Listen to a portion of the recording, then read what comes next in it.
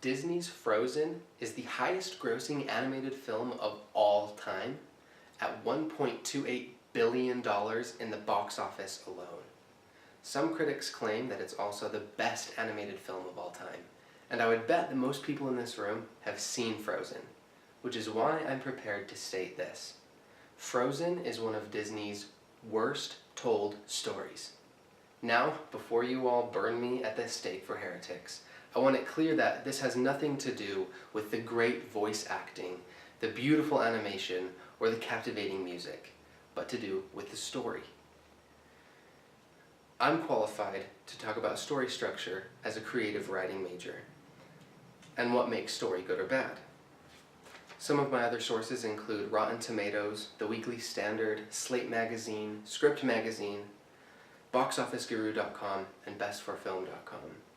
I could go on and on about things wrong with Frozen, but for now, I'll stick with 3. Number 1, the troll people. Number 2, Olaf the Snowman. And 3, Prince Hans. Even if you like Frozen, you've probably asked yourself, why do these trolls exist? From a story perspective, they serve 2 purposes. 1, to give advice about Elsa's snow magic, and 2, to provide comic relief. The trolls, I'm sorry to say, are simply a lazy plot device. Nothing in storytelling is more lazy than bringing in a character or an object to solve a problem, and then dropping that character or object, and then bringing it back again to solve another problem. The trolls are a waste of space, and I think the film would be better without them.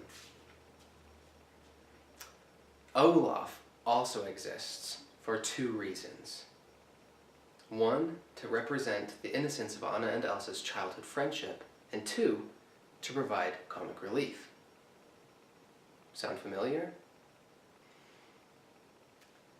Olaf's character suffers from a lack of development, and here's why.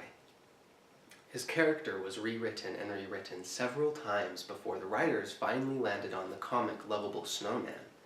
The first version of Olaf was actually a misshapen, ugly snowman guard at the evil Elsa's palace. Olaf's basis for loving warm hugs and wanting to know what summer is like have absolutely no grounding in the story. We get a tiny glimpse of this at the beginning when Anna and Elsa are playing with the snow magic. But these ideas are so underdeveloped and out of nowhere that it gives Olaf a hollow center. He's fun and lovable on the outside. However, his core suffers from directionless character traits. When thinking of a villain, who comes to mind?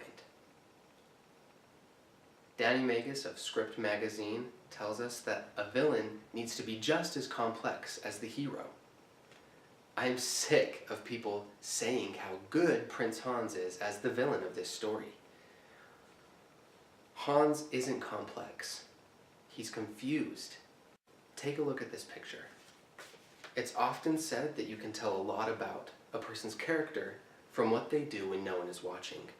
Well, here, no one is watching, and we have a man who looks deeply smitten with Anna. Not a man plotting the overthrow of a kingdom. This is not a villain. This is, and this is. Hans, like Olaf, was originally written to be something different. This might shock you, but Hans was supposed to kill Anna. Though not for the reason you might think.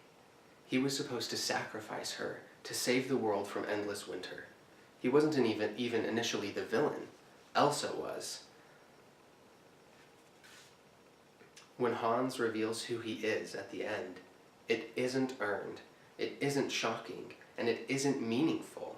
It's lazy and pointless and unearned. Hans is the most poorly written Disney villain in history.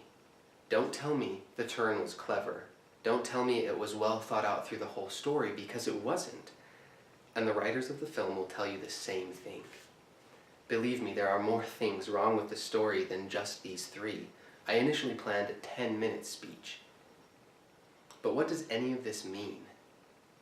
It means that we, as consumers of stories, are willing to let stunning visuals, great music, and popular actors blind us from engaging with the core of a story. Dan Kois of Slate Magazine sums up my argument in one beautiful sentence. The movie is like an ice cube that started melting from the inside, sharp and bracing around the edges, but hollow at the center. In essence, Frozen's story is decorated with trimmings, but it's empty at the core. Thank you.